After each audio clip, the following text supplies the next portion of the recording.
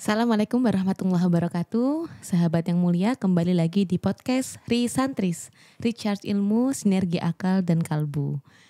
Pada episode ketiga kali ini, senang sekali kita kedatangan bintang tamu yang spesial. Beliau merupakan mudaris Mahat Ali Al-Zamakhsyari dan juga di Madrasah Diniyah Al-Rifai. Beliau juga aktif di berbagai organisasi di Malang Raya seperti menjadi Ketua Naat Malang Raya, Aswaja Center Malang Raya, dan juga Koordinator Isaruni Al-Ghazini Malang Raya. Beliau Al-Mukarrom Ustadz Fathul Bari. Assalamualaikum Ustadz. Waalaikumsalam warahmatullahi wabarakatuh. Sehat Ustadz G? Alhamdulillah. Semangat.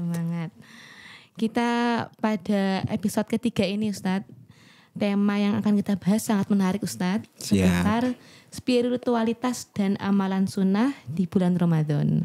Katanya kan kalau bulan Ramadan itu setiap kebaikan kita dilipat gandakan berlipat-lipat ganda Ustadz.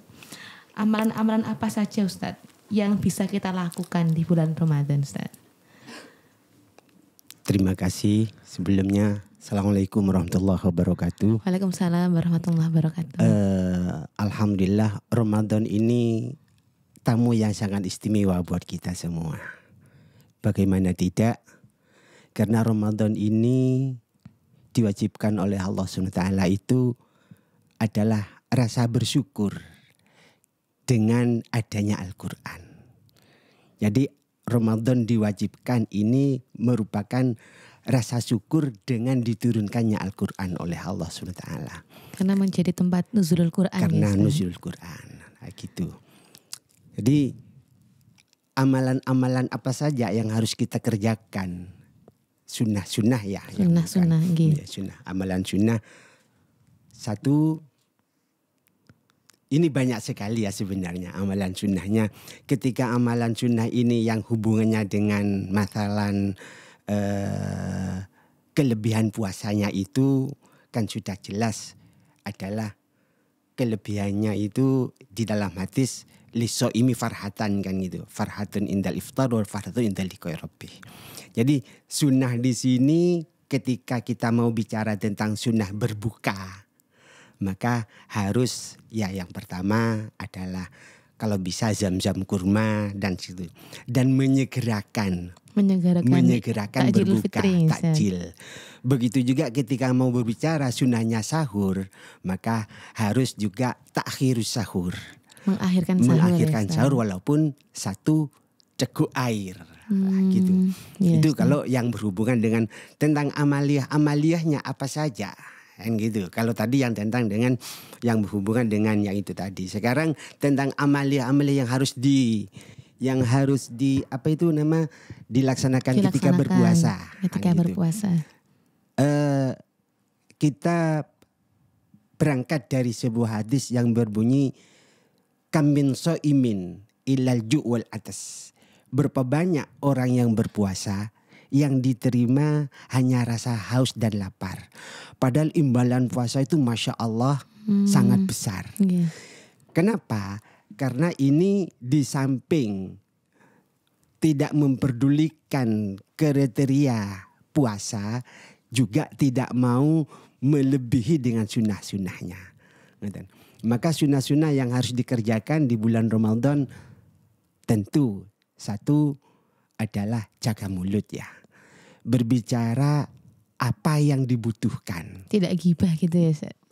Tidak ghibah itu bahkan itu menjadi wajib. Menjadi wajib. Bukan hanya sunnah, menjadi wajib. Berbicara apa yang tidak ada gunanya. Kan tidak ada dosanya kalau berbicara. Tapi kalau ghibah kan sudah ada dosa. Itu tentang mulut. Tentang pendengaran juga harus dijaga. Ada sunnah, ada wajibnya. Tentang penglihatan dan seterusnya. Itu tentang yang hubungan dengan anggota kita. Yang hubungannya dengan puasa apa saja. Di dalam sebuah hadis ini hadza syahrur i'takur riqab.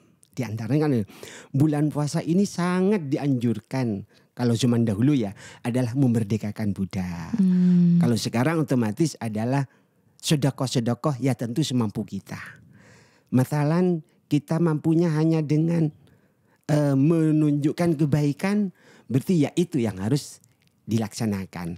Alhasil bagaimana caranya berfungsi. Sedekah itu kan ya tidak harus dengan materi ya Ustaz. Tidak harus dengan materi. Apapun bisa. Apapun bisa. Jadi qaulun ma'rufun wa maghfiratun khairum min shadaqati yatba'uha ada. Kan seperti itu. Itu tentang yang berhubungan dengan puasa.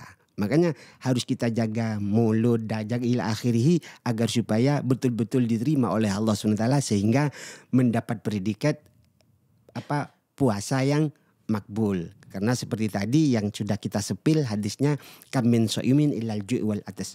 Yang percuma berpuasa berarti banyak. Ya, Ustaz, ya. Ya percuma. Cuma dapat lapar dan hausnya saja. Nah, gara-garanya cuma itu tadi. Tidak mampu menjaga penglihatan anggota tubuh. Al-hawasil khams itu tadi. Ngoten. Adapun yang harus kita lebih giatkan di antaranya tadi adalah sedekah kan. Sedekah harus kita lebih giatkan lagi.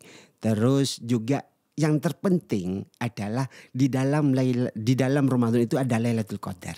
Itu yang terpenting. Lailatul Qadar dan juga ada iktikaf. Lailatul Qadar dan iktikaf.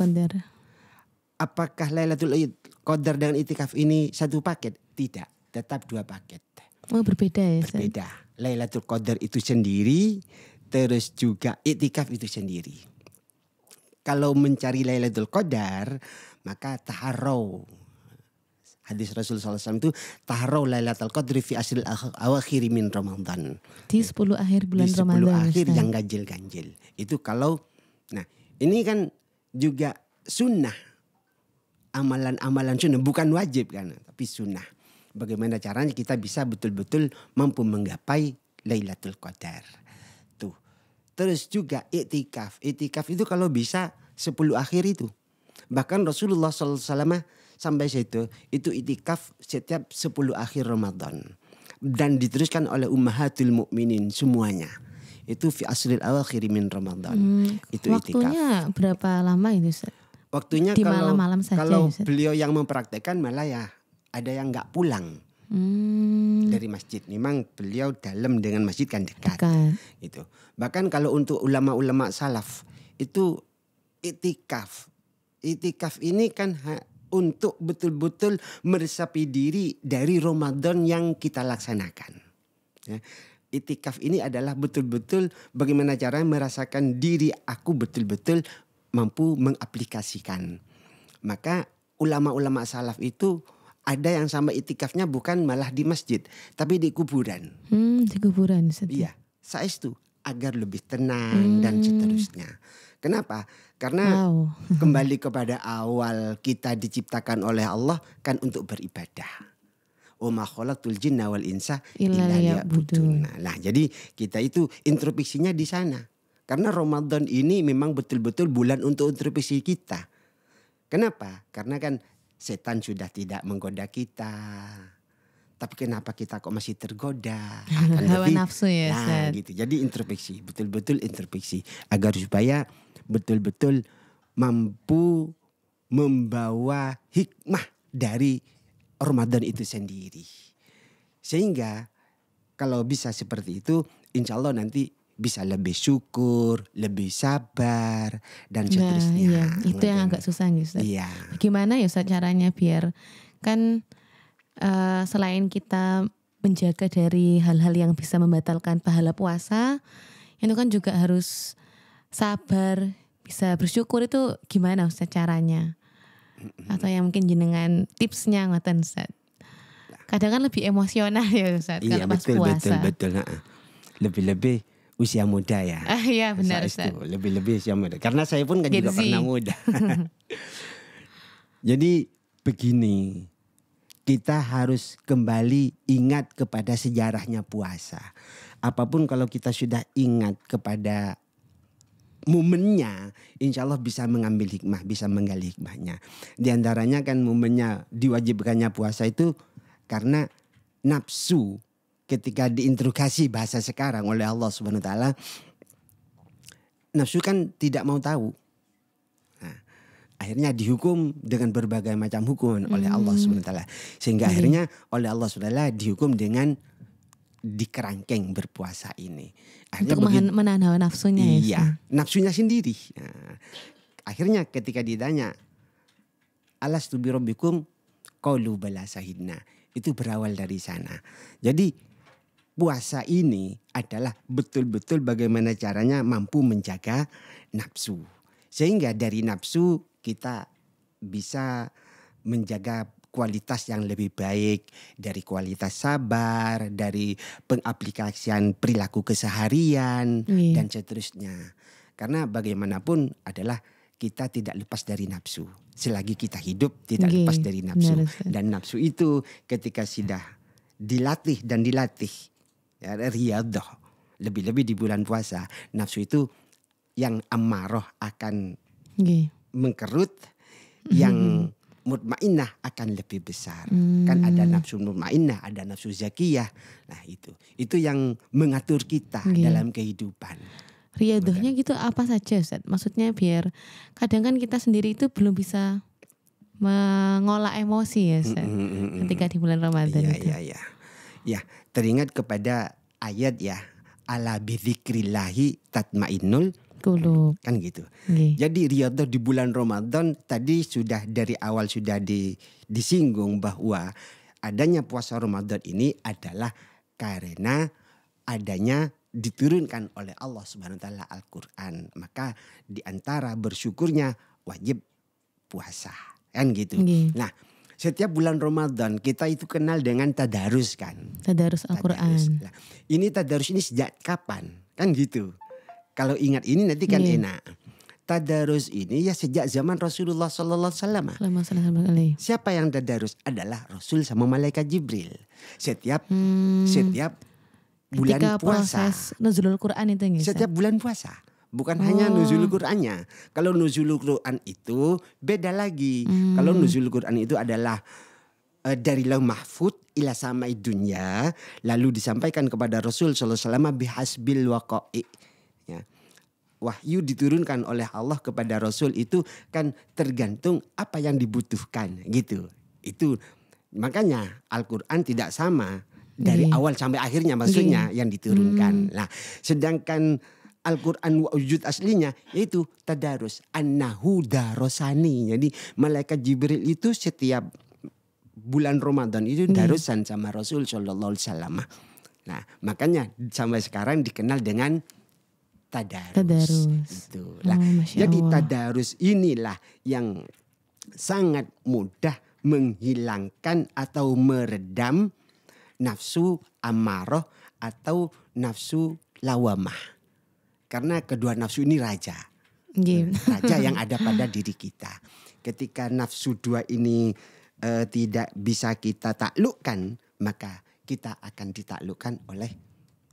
Tapi kalau kita bisa menaklukkan nafsu ini, maka nafsu mutmainnah dan nafsu zakiyah yang akan muncul gitu. Karena senang ibadah pun kan juga nafsu gitu. Nafsu, senang ibadah juga nafsu, senang kebaikan juga nafsu, sama. Tapi nafsunya nafsu kebaikan. Nafsu mutmainnah, nafsu zakiyah. Itu bagi yang mendengar dan juga yang membaca ya Ustaz. Kan kalau ketika bulan Ramadan kayak gini kan di masjid-masjid semuanya kan waktu-waktu hampir semua waktu itu dibuat tadarus ya Ustaz. Iya betul. Jadi keistimewaannya Al-Quran kan seperti itu. 1 huruf 10. Ini berlaku di luar Ramadan loh ya. Kalau sudah di bulan Ramadan sudah Masya Allah. Mendengarnya ibadahnya beda. Memandangnya ibadahnya beda. Pahalanya loh ya. Tikelan pahala, kelipatan pahalanya juga setrumnya. Karena kita pegang Al-Quran itu setrumnya Masya Allah. Walaupun kita tidak merasa. Jangankan sampai sana. Kita biasanya ada majelis ya. Sekarang kan ngetren majelis. Di depan majelis itu ada air. Ya. Nah, ada air. Nanti setelah selesai kita minum. Apakah air ini fungsinya diletakkan di sana? Kan gitu. Ini sangat sekali mempengaruhi ketika setelah ada di tempat kebaikan lalu diminum. Karena molekul-molekul dahsyatnya itu hilang. Teretas oleh kebaikan bacaan-bacaan yang Al-Quran. Ya Al-Quran tadi gitu.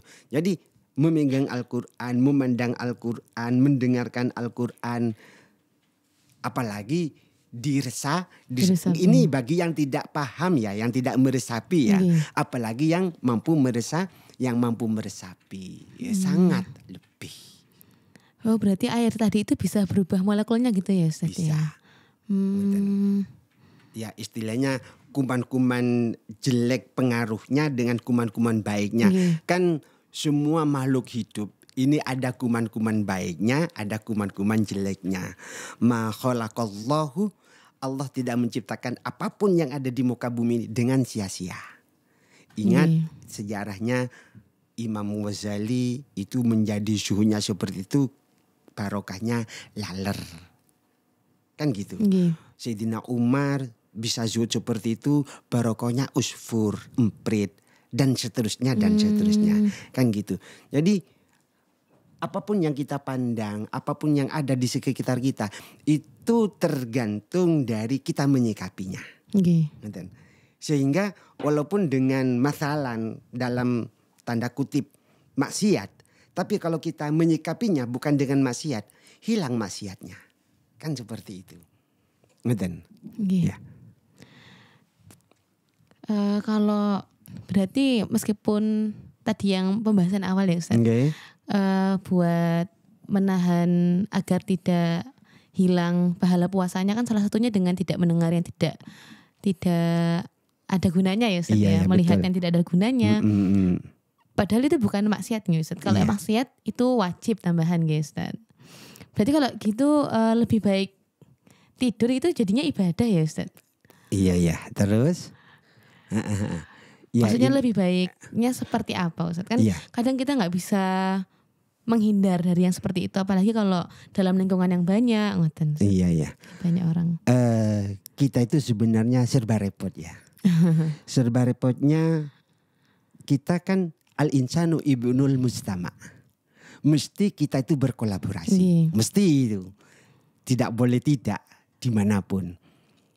Namun di dalam khususnya sekarang bulan Ramadan ya berawal dari hadis naumus shaim ibadah, walaupun itu ada yang mengatakan maqalah bukan hadis, tapi ada yang mengatakan hadis juga. Ini naumus shaim ibadah. Sebenarnya bukan hanya naumus shaim ya. Ketika kita itu selalu terkontaminasi dengan maksiat masalah ya. Maka lebih baik kita itu tidur atau menghindar. Itu lebih baik. Dan itu sudah menjadi nilai ibadah. Apalagi bulan puasa ya. Apalagi bulan puasa. Kenapa? Karena ya tadi itu kita diciptakan kan untuk ibadah. Ketika sudah terkontaminasi dengan maksiat, maka harus bagaimana caranya menghindar. Bahkan ada salah satu ulama di dalam kitab Kifayatul Atqiya, bab zuhud itu.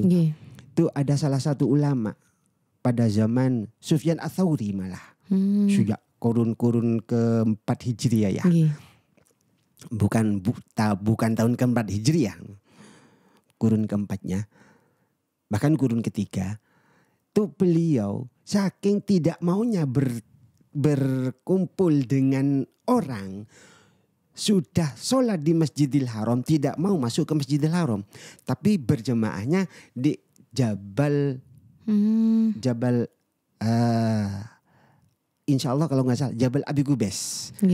Di belakang dalam Rasul SAW. Jadi berjamaah di sana. Padahal imamnya di Masjidil Haram. Di depannya tidak ada sama sekali. Saking takutnya bertemu dengan orang. Kenapa? Karena kalau sudah bertemu dengan orang, nanti tetap akan ada sapaan-sapaan yang kurang efisien. Gitu. Sehingga putuslah saya ingat dengan Allah. Gitu. Seperti itu. Soalnya kayak misalnya kita ada di situ, terus misalnya Ustaz ada teman kita terus gibah orang lain, kita kan juga dapat dosanya ya Ustaz. Sama-sama gibahnya jadinya. Iya betul. Padahal gak ikut ngomong ya Ustaz. Ya tentang ini pernah saya sampaikan ya, entah ya, bahwa jadilah pendosa yang profesional. Masih ingat enggak? Gimana Ustaz? Ya, jadilah pendosa yang profesional. Ya apa? Ya kaget kan wong-wong. Maksudnya piye? Gini loh. Berbuat dosa. Kita itu bukan malaikat. Nggih. Kita bukan malaikat. Mesti. Makanya Rasul SAW sudah memberi statement ittaqillaha haitsuma kunta wa atbi sayyi'atal hasanata tamhuha wa khuluqin nas bi khuluqin hasan. Kan sudah seperti itu. Itu sudah dari Rasul SAW memberi kita jalan keluar seperti itu. Jadi berbuat dosa. Ketika masalah kita berbuat dosa di mana? Ya sudah jangan sampai dibawa ke sini. Sebab kalau masalah ada santri berbuat dosa di masalah keluar dikenal lagi masalah terus kok ada cowok nyopo diladeni ambil sampean masalah ambil santri itu tadi akhirnya kembali ke sini aku mau ambil cowok kan yang asalnya jadi saksi pun di hadapan Allah cuman di tempat itu akhirnya tempat ini juga menjadi saksi teman yang mendengarkan pun juga menjadi saksi kan seperti itu akhirnya lah seperti itu jadi agar supaya dosa pun bisa cerita-cerita seperti itu diredam. Itu kalau sudah mampu seperti itu, insya Allah nanti akan mampu menahan juga. Masya Allah. Kan bagaimana caranya? Kebalikannya kalau kebaikan kan tidak boleh diceritakan, kalau kejelekan bukan diceritakan, tapi bagaimana caranya diingat agar supaya selalu beristighfar. Bukan ingat bangga. Kalau yang ada sekarang kan ingat bangga. Aku loh.